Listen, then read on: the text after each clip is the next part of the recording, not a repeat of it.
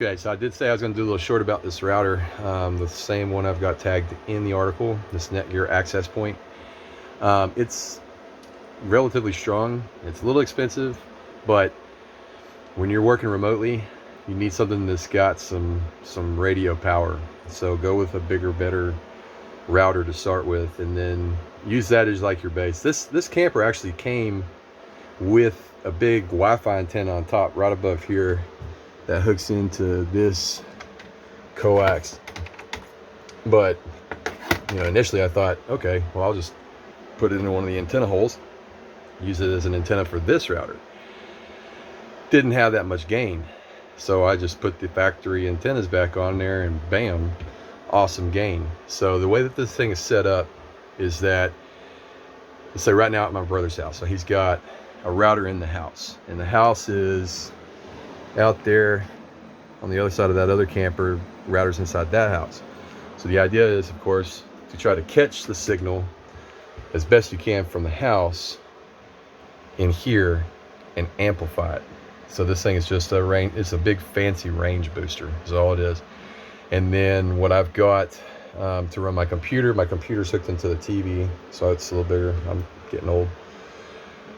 I run a Cat5 cable off of the access point down to the computer, and then I run another Cat5 cable to this other cheap $20 Linksys router, and then I use this one as a regular, I can regulate the speeds, regulatable guest access point and Wi-Fi, because I hadn't quite figured out yet how to, because it's got two radios on it, but I'm not sure, it's a little bit more advanced than what I can do, if you can even do it, to make this one router not only a range booster but also a separate Wi-Fi access point too.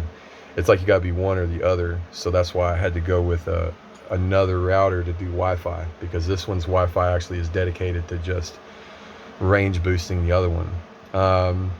So hadn't quite figured out how to direct connect to this one, so I just run the quickest thing, like I said, $20 router, run over here, set that router up off of this router, and it's still screaming fast. And like I said, I can have a separate guest network that I can dial the speed back on, so if I'm on my computer, I still get priority, and then they get whatever I allow them to have. So if you got kids, for instance, I recommend having a kid router, for instance. I do that at my house, I do that here in the camper.